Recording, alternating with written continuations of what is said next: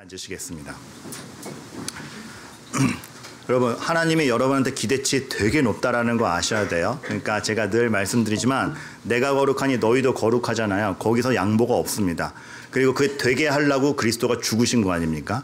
그래서 그 하나님의 기대치를 여러분들이, 그러니까 하나님은 유야무야 하시는 분 아니라는 걸, 그리고 기대만큼 본인께서 끌고 가시는 분이라는 걸 알 때에 큰 사랑을 입었고 또 크게 하나님이 우리 이끌고 가시는구나. 그 은혜의 사역을 여러분들이 좀 이해하셨으면 좋겠어요. 그런데 제가 오늘 좀 여러분께 강조드리면서 말씀드리고 싶은 것 중에 하나는 뭐냐 하면, 우리가 신앙을 어떻게 보면은 그 구원받은 감격, 너무 중요하고, 구원받은 감격이라는 건 우리가 만들어낼 수 없는 진짜 혁신적 변화이기 때문에 너무 중요합니다. 그런데 그럼에도 불구하고 구원받은 감격에만 놓여 있으면 안 된다라는 걸 좀 말씀드리고 싶습니다. 왜냐하면 이렇게 생각하시면 좋을 것 같아요. 출애굽을 했다. 너무 큰 감격이죠. 판도가 바뀌고 신분이 바뀐 거죠. 하지만 출애굽을 했다라는 건 출애굽을 했다에서 끝나는 게 아니고 약속의 땅으로 가자가 있는 거 아닙니까? 그러니까 어떻게 보면 약속의 땅으로 가기 위해 출애굽을 한 건데, 우리는 너무 홍해바다 언저리에서 그 추억만 되새기면은 건 아닌가. 그러지 말자라는 것입니다. 다른 표현으로 하면은 죄사함을 받았다. 너무 중요하죠. 너무 중요하고 핵심적이고 여기부터 출발해야 됩니다. 하지만 죄사함을 받았다에 감동해서 끝나는 게 아니라 죄사함을 받았기 때문에 그 죄를 벗어난 삶은 뭔가, 이거를 우리가 가야 하는 숙제, 그 숙제에 대해서 우리가 방치하면 안 됩니다. 그래서 이제 십계명에 대한 이해도 우리가 좀 예를 들면, 하나님의 명령에 대한 것도 좀 적극적으로 이해할 필요가 있는데, 거짓 증거하지 말라잖아요. 근데 거짓 증거하지 말라가 그래서 거짓말을 안 해라기보다는 그러면 무슨 말을 해야 돼?로 가야 된다는 거죠. 여러분, 그리스도가 우리와 한몸 돼서 예수님이 우리에게 생명 주셨다라는 거는 그 존재의 변화, 너무 감사한데 그 이후에 바뀌었기 때문에 그럼 어떻게 나아갈 것인가에 대한 그 생명의 발동이 있어야 됩니다. 그러니까 저는 빛과 소금 너무 중요해요. 하나님이 우리를 빛과 소금의 존재감을 주신 건 너무 감사해요. 어둠의 세력 앞에서 우리에게 빛을 넣어주셔서 우리가 빛과 소금이 되게 해주신 거 감사해요. 근데 여러분, 존재감만 누리지 마시고 빛과 소금이라면 이제 이거 생각해야죠. 그래서 어디를 비출 건지, 어디 가서 녹을 건지. 근데 우리가 소금인 것만 자랑하다가 가서 녹아라 그러면 제가요? 하는 게 우리가 아닌지라는 걸 지금 말씀드리고 싶은 겁니다. 그래서 오늘은 좀 적극적인 향방에 대해서 여러분과 말씀을 드리고 싶은데, 그래서 그리스도가 머리다. 여러분, 그리스도가 머리다. 야, 이거 정말, 죄송해요. 저도 모르게 다 여러분 가족처럼 생각하니까. 근데 그리스도가 머리다. 진짜 이 곱씹을수록 감동스러워요. 어떻게 내 존재감이 아무 공로 없이 그리스도께 믿음으로 접붙임 받아서 그걸 받아 누리지? 근데 여러분, 더 나가야 됩니다. 그래서 그 은혜를 안다면 그리스도가 머리됨으로 내가 받게 되는 거, 내 안에 없던 만들어지는 것으로 뭘 할 건가? 여러분, 똑같은 얘기를 다른 표현으로 해서 반복하고 있는데 중요해서 그래요.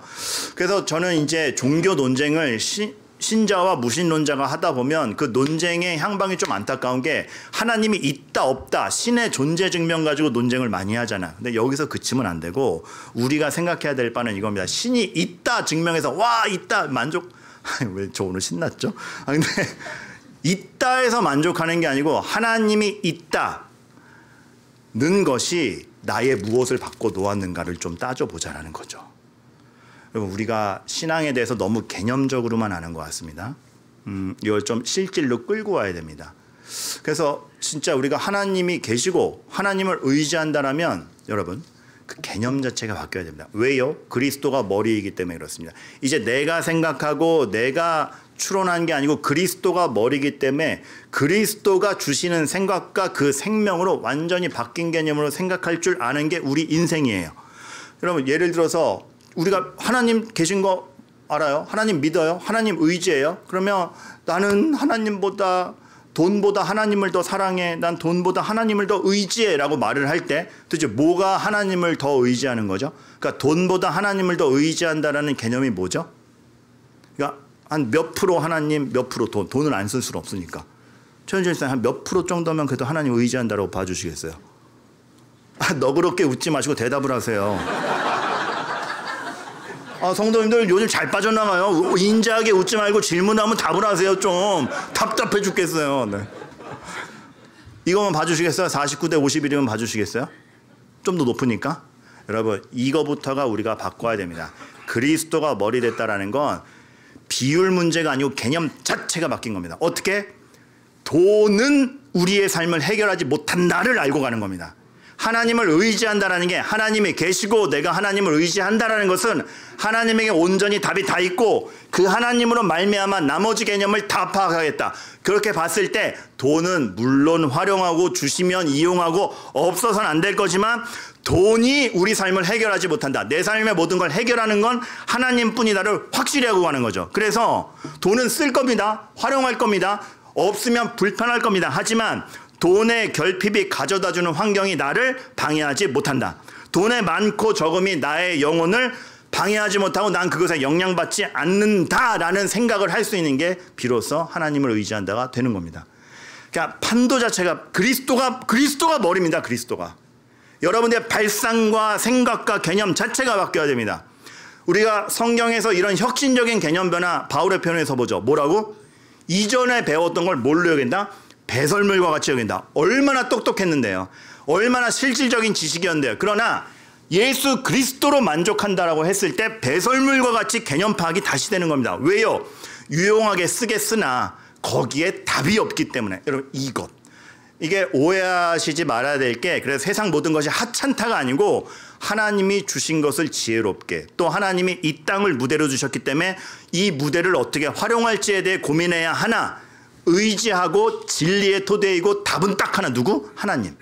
그거 바뀌지 말아야 된다는 겁니다. 그러니까 우리가 얼만큼 이렇게 죄로부터 자유로운 발상을 할 수 있는가, 정말 죄의 영향을 받지 않은 발상을 내가 해가고 있는가, 그게 그리스도가 머리다라는 개념인 겁니다. 그렇게 봤을 때 그래서 두 번째, 여러분, 저는 여러분께 좀, 제가 사실 이거 내년도 표로 삼으려다가 말았어요. 너무 길고 뜻도 부정확해가지고. 그런데 예상을 벗어나시는 사람들 되시기를 바랍니다. 좀 뭔 뜻인가 싶죠? 여러분, 그리스도가 머리라면 예상을 벗어나시는 사람들이 되기를 바랍니다. 우리는 죄에 갇혀서 죄가 주는 논리와 프로세스대로 신경질 내는 사람이 있으면 화내고 미운 사람이 있으면 미움을 주는 예상 속에 사는 사람이 아니라 예상을 벗어나는 사람이길. 뭐가 예상을 벗어나는 거냐? 말하자면 이런 게 예상을 벗어나는 거죠. 원수를 사랑하라. 세상의 법칙은, 죄의 법칙은 원수를 갚아라, 당하지 말아라잖아요. 하지만 정말 예상을 벗어나는, 사람이 생각하지 못하는 원리를 들고 사는 게 그리스도가 머리요 내가 몸으로 살아가는 사람들에게 드디어 발상이 되고 실천될 수 있는 거, 원수를 사랑하라가 되는 거죠. 그러고 보면 여러분들 성경이 정말 다 예상치를 벗어나는 겁니다. 근데 저는 여러분들이 그리스도와 믿음으로 합하여 있다면 예상을 벗어나시기를 바라요. 다윗과 골리앗, 다윗이 골리앗 앞에서 예상을 벗어났죠. 네가 나간다고? 네가 지금 저 사람과 싸우러 나간다고? 예상을 벗어나죠. 그러나 다윗은 하나님의 이름을 모독받는 게 싫은 겁니다. 예상 깨고 나가는 겁니다. 다윗이 사울 앞에서 안 죽인다고? 지금 너 시퍼렇게 죽이려고 오는 사람 기회 생겼는데 안 죽인다고? 예상 바뀐 겁니다. 예수님이 십자가 앞에서 우리의 예상은 베드로가 그리 마옵소서, 죽으면 끝나는 거 아닙니까? 근데 잡혀간다고? 예상 바뀐 겁니다. 예수님이 가늠한 여인 앞에서 이렇게 답해도 올가매고 이렇게 답해도 올가매고, 벌한다 그래도 벌 안 한다 그래도 로마 법정에 넘긴다 그래도 다 시비가 걸릴 게 있는데 전혀 다른 예상 밖에 답으로 죄 없는 자가 돌로 치라라고 나올 때 할 말이 없는, 우리 입에서 과연 이런 말이 나오는가?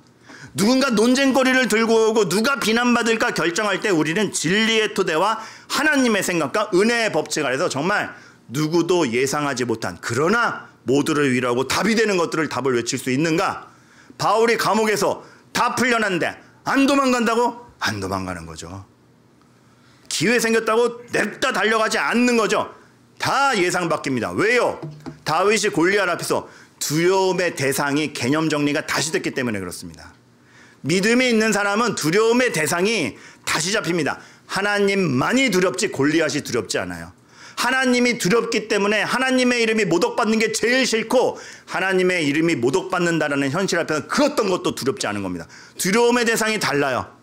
어떠한 결핍, 어떠한 위기, 두려움의 대상이 달라요. 다윗이 사울 앞에서 사람에 대한 해석이 달라요. 복수할 사람이 아니라 하나님이 기름 부은 자예요. 사람에 대한 해석이 달라요. 아무리 미워도 하나님의 형상이에요. 아무리 나한테 못해도 하나님이 세우신 사람이라면, 하나님이 이 사람을 위해서 십자가를 지셨다라면 내가 어찌 이 사람을 비난하랴.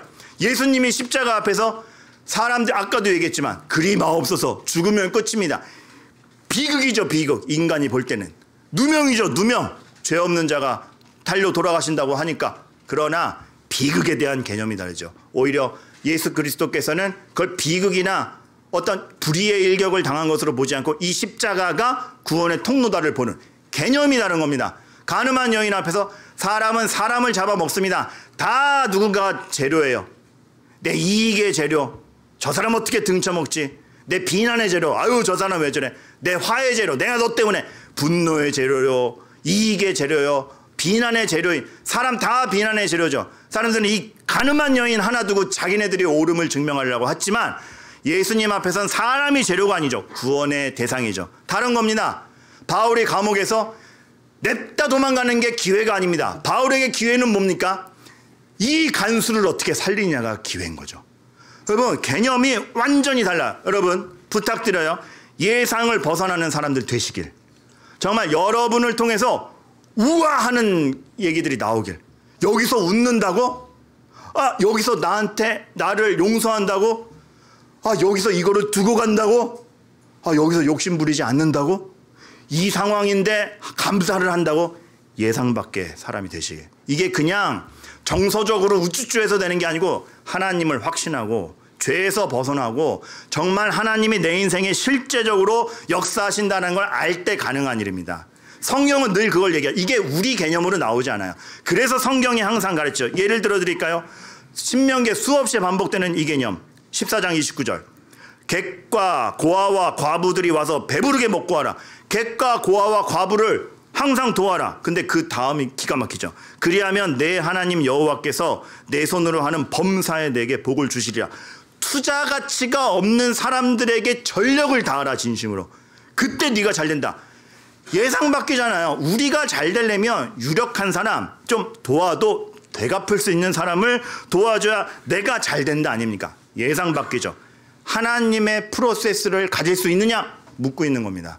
그리스도가 머리입니다. 그래서 우리가 죄된 생각만 하던 우리가 드디어 의를 공급받아요. 생명을 공급받아요. 그럼 그 의와 사랑과 생명을 공급받은 내가 무엇을 생각해 갈 수 있는가? 얼마나 판도가 다르게 생각할 수 있는가? 여러분, 25년에 부탁드립니다. 송구영신 예배 때 또 말할 거지만 우리가 믿음을 가졌다가 아니고 가져서 자녀로서 지금 어떤 존재감으로 살고 있는지 우리가 한번 따져보는 25년이 되기를 바랍니다. 저는 그래서 내년 12월 마지막에 정말 예상치 못한 행동들로 가득한 여러분들을 보면서 서로가 서로에게 감탄하길 바라요. 네가 우와 정말 우와, 이 예상치 못한 감격들이. 여러분, 지금도 멋있으신데 이번 1월 1일부터 시작해가지고 365일 예상치 못한 행동을 하루에 하나씩만 해도 그걸로 인한 여러분들의 성장과 멋있음을 생각하면 내년 12월 마지막 주에 여러분들이 얼마나 멋있을까 생각하면 치가 떨려요. 아, 정말 그 기대가 있기를 바랍니다. 저는 이번 주에 그러니까 제가 근 몇 개월간 나의 예상치 못한 행동은 있었나? 은혜 주심으로 있었던 게 정말 어색한 사람, 만날 줄 몰랐던 사람, 다시 인사하기 껄끄러운 누군가가 갑자기 내 앞에 등장했어요. 예상치 못한 순간에. 하던 대로 하면 예상 범위에서 서로 모른 척해도 되는 거였어. 그래도 돼요. 충분해요. 그런데 예상을 벗어나기를 원하시는 하나님이 주시는 그 불편한 느낌. 주여, 이 어색함과 인사하기 싫음과 웃어주기 싫음을 뚫고 주께서 공급하시는 의와 사랑으로 저 사람에게 인사하게 하옵소서. 이를 갈며 기도하고 가서 밝게 인사했을 때 그 오는 기쁨. 저한테는 예상치 못한 거였어. 제 성품에서는 없던 프로세스였어요. 그거를 만들어 가시길. 어떤 일이라고 말씀드릴 수는 없지만 어떤 일을 하는데 이런 얘기가 있는 거예요. 제 팀을 이뤄서 하는데 제가 팀에서 일하는 게 마음에 안 드는 세력이라 그래서 죄송합니다. 세력이 있는 겁니다. 그렇잖아요. 뭐 좀 이렇게 목사답고 거룩하고 나대지 않으면 좋겠는데 나대고 목사답지 않고 그렇잖아요. 그러니까 싫어하시는 분 계셨나 봐요. 다른 목사님이 얘기해서 박 목사가 팀에 있는 걸 싫어해서 박 목사를 팀에서 제외하려고 저희 험담하는 사람들이 있네. 그리고 여기 이렇게 요거 함정을 파는 것 같은데 속지 마라고 조언을 딱 주시는 거예요. 그러면서 박 목사도 그 대응해서 맞대응할 좀 작전을 세워놔야 되지 않겠어? 제가 곰곰이 생각했는데 이렇게 답변을 드렸습니다. 그러니까 그것도 제 예상 범위 바뀌었어요. 뭐라고 대답했냐 하면 뭐라고 할게요? 맞추면 치킨 한 마리. 최현주 일단 두 번째 기회 뭐라고 할게요? 웃지 말고 답을 하라니까 웃지 말고. 네, 어렵죠. 이거 어렵죠. 근데 제가 거기서 그렇게 대답했어요. 속이면 당하면 됩니다. 속이면 당하면 됩니다. 왜 그 말을 했냐면 저도 그 자리에 있었으면 그랬을 것 같은 거라는 나의 죄성에 대한 인정. 내가 더 나은 사람이 아니다라는 인정. 그리고 속는 것이 나를 망하게 하지 않을 것이다. 그러니까 성경에 유수한 사람들을 봐도 속는 사람이 있었고 뭐 요셉 같은 경우는 버림받았고 속아서. 근데 속는 것이 망하게 하지 않고 내가 주어진 자리에서 주어진 걸 성실하게 하면 된다. 마지막 하나는 안 당하려고 나도 비겁한 작전을 펼치지 말자. 하나님이 하신다. 이거였습니다. 그리고 오해하지 마세요. 당하고 살자 말씀드리는 거 아닙니다. 당하고 살자를 말씀드리는 게 아니라 같이 악해지지 말자. 그리고 나도 악하다. 인정할 때에 하나님 앞에 나오게 되는 제가 생각하지 못하는 예상 범위 밖의 움직임과 생각들이 있습니다. 여러분, 사람들은 진짜 예상 범위에서 움직여요. 이게 다 죄 가운데 있고 그 죄의 프로세스를 쫓아가요. 그러니까 단순한 예로 미우면 미워하고 당하면 갚고 어려우면 짜증내고 그러지 말자라는 겁니다. 미우나 원수를 사랑하고 당하나 왼뺨 내밀고 그렇죠. 비극이 와도 십자가도 구원의 통로를 바꾸시는 하나님 앞에 맡겨보고 다시 말하지만 당하고 살자가 아니라 죄로 가지 않는 걸 생각하는 그 프로세스. 사람들이 그래서 우리가 우리 생각대로 아니고 하나님의 말씀을 배워야 되는데 사람들 진짜 안 배웁니다. 사람 진짜 안 배워요. 제가 사람을 보면 저를 봐도 그렇고 새로운 걸 더 배우는 게 아니라 자기가 확신하는 거 있는 걸 두껍게 만들어갈 뿐이에요. 결국은 자기 생각이에요. 근데 그거 깨고 들어가서 하나님 말씀 앞에 자기를 살펴야 돼요. 스데반 죽일 때 이때 바울이 리더로 있었잖아요. 근데 그 군중을 이렇게 얘기하지 않습니까? 스데반이 얼마나 명쾌한 설교를 해요. 하지만 거기에 이렇게 돼 있죠. 그들이 이 말을 듣고 마음에 찔려 그를 향하여 이를 갈거리고 그리고 돌로 쳐 죽이지 않습니까? 이게 사람이에요. 이렇게 돼야 되지 않아요? 이 말을 듣고 마음에 찔려 회개하였다라가 맞지 않아요? 근데 인간이 그렇게 안 된다라는 겁니다.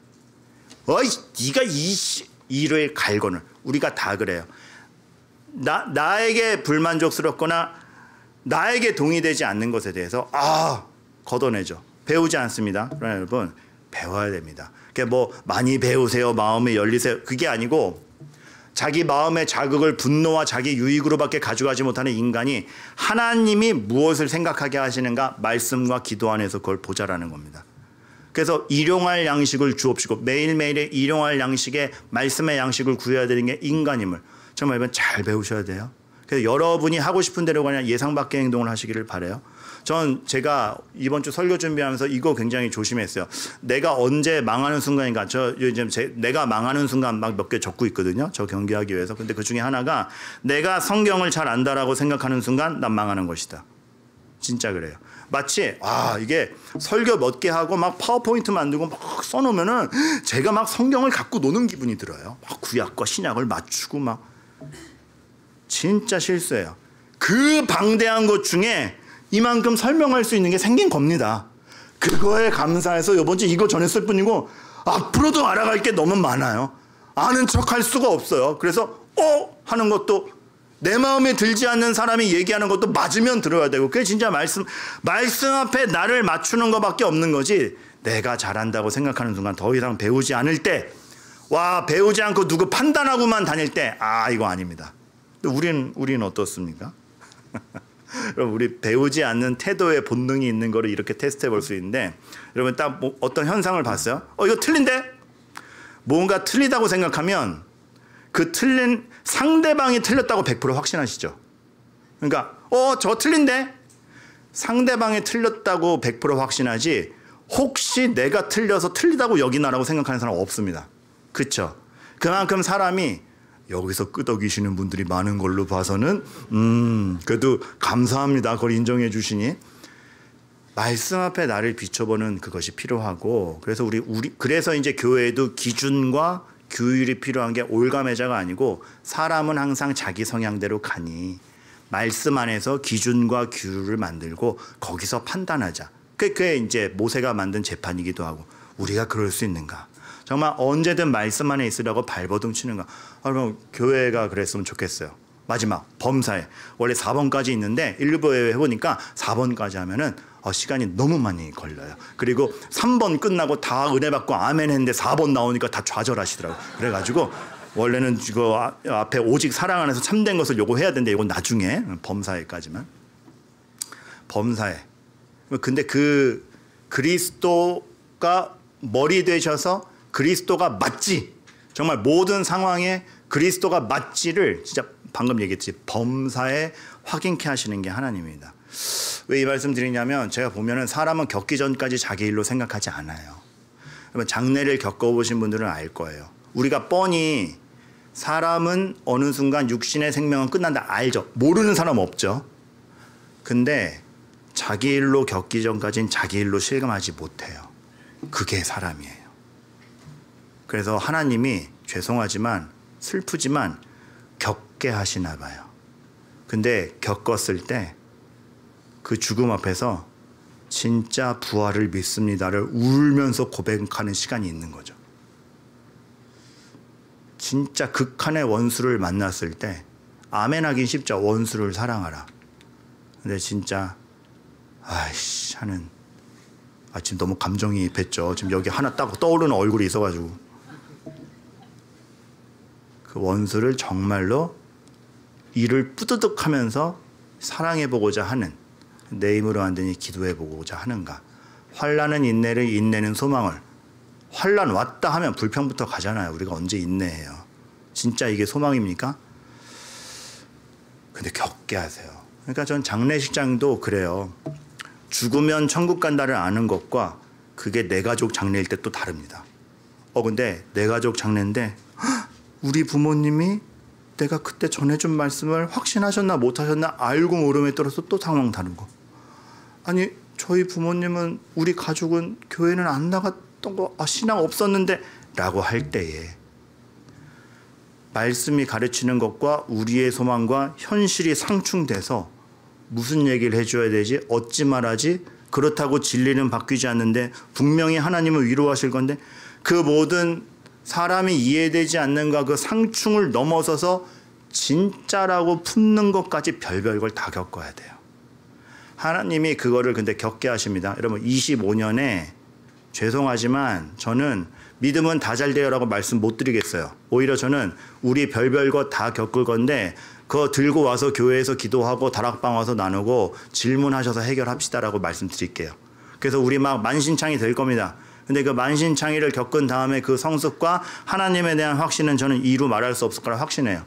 빌리 엘리어트란 영화 보면은 아들이 발레를 하는데 이 아버지가 그 수업료를 달라고 이 아들을 발레 학교로 진학시키기 위해서, 사실은 그 광산에서 일하는 광부신데 사실 이분이 노조 위원장이었어요. 파업을 주도했다고요. 근데 아들이 수업료가 필요하다는 현실이 딱 오니까 노조 위원장께서 파업을 포기하고 출근하면서 계란 맞는 장면이에요.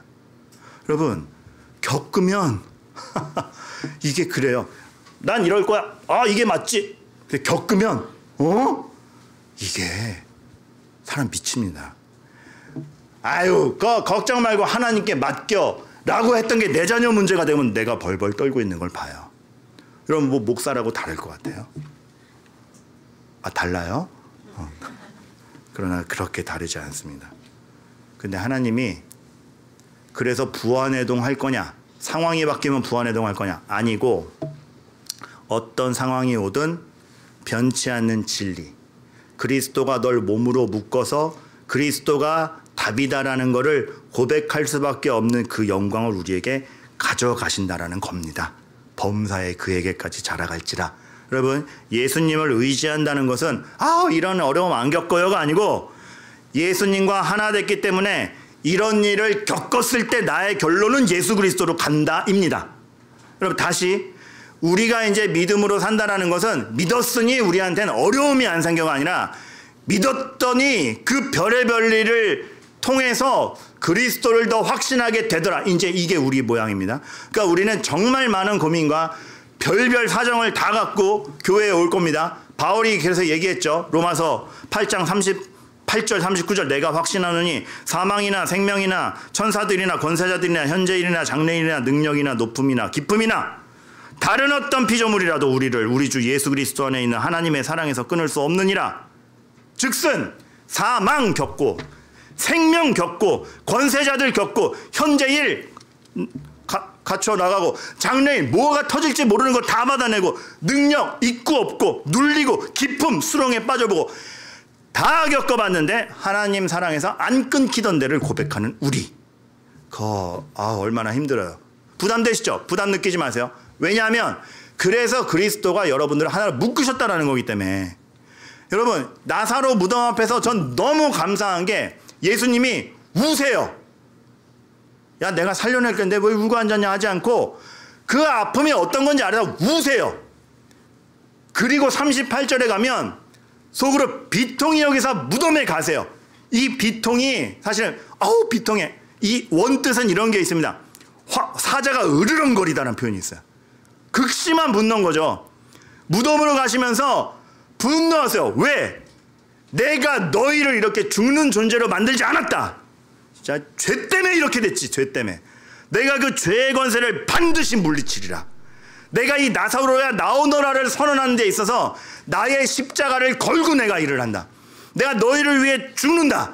너희를 죄 가운데 두지 않겠다. 비통히 여기시며 사자와 같이 으르렁거리시며 가는 겁니다. 그런 여러분 편이신 예수님이 여러분의 인생에 있다라고 할 때 우리가 가져야 될 믿음의 위용이 무엇인지를 다시 한번 생각하시길 바라겠습니다. 그저 주일에만 감성적으로 느끼는 감동이 아니라 척박한 현실에서 뭘 생각해야 되는지, 답 없는 것 같을 때 이 개념을 어떻게 잡아야 되는지, 하나님을 놓지 않는지 그거 해가셔야 됩니다. 최근에 이메일이든 실제로든 이런 질문 많이 받아요. 목사, 이런 질문 해도 됩니까? 돼요. 이런 질문이 어디 있어요? 다 돼요. 왜요? 하나님이 말씀하시는 것과 현실에서 마주치는 게 너무 다르거든요. 너무 다르거든요. 복이 느껴지지 않고 은혜가 느껴지지 않고 합력하여 선을 이룬다는 데는 비극밖에 없고 이런 불경한 질문 드려도 되니까 돼요. 우리 과정 중에 그러니까. 그거를 근데 거기서 하나님 놓지 않는 가운데 같이 얘기하며 울며 기도하는 게 교회니까 그런 질문 해도 돼요. 다 물으셔도 돼요. 키 얘기 빼고. 다 물으세요. 그 고민, 믿음이 있는데 이런 고민 창피해요. 믿음이 있으니까 그 고민이 생겨요. 아니, 성경엔 이렇게 나와 있는데 이게, 그럼 시편도 없었게요. 어찌하여 악인이 눈알이 튀어나올 정도로 먹고 살찌고 죽을 때도 편하게 죽습니까? 시편 아닙니까? 눈알이라고 나오진 않아요. 근데 한 성도님께서 이 말씀을 하셨습니다. 전성기가 지났을 때 진짜 실력 나온다. 그 말 너무 멋있었어. 전성기가 지나니 아무도 나를 찾아주는 사람이 없고 나도 예전 같은 기량이 없고 내 힘으로 할 수 없을 때도 나는 감사하고 있고 하나님께 의지하고 있고 전성기 때만 여유로워서 웃은 게 아니라 다 잃어서 쪼그라들었는데도 여전히 여유 있게 웃고 있는 전성기를 의지한 게 아니라 하나님을 의지한 진짜 믿음이 나에게 있는가. 다 멋지지 않습니까? 이거 평생 우리가 증명해 갈 겁니다. 여러분, 25년 우리 이음교회 교회가 죄로 인해 생각하지 못했던 것, 정말 예상 밖인 것을 생각하기를 바랍니다. 그리고 겪는 모든 것에 대해서 하나님을 알아가는 방편으로서 여러분 잘 겪어가시기를 바라겠고, 믿음이 실질이 되는 것을 여러분들이 경험하시기를 주님의 이름으로 축원합니다.